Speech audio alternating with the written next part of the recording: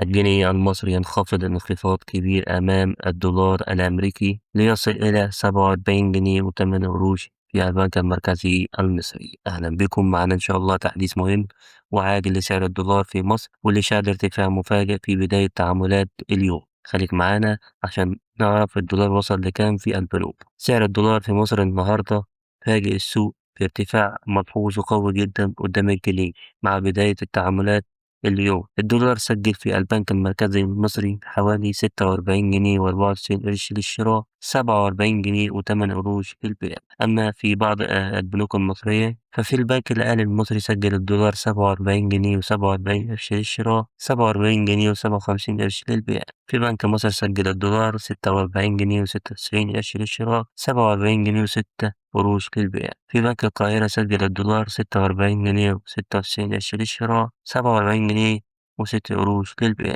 في البنك التجاري الدولي CIB سجل الدولار 47 جنيه وستاشر قرش للشراء، 47 جنيه و26 قرش للبيع.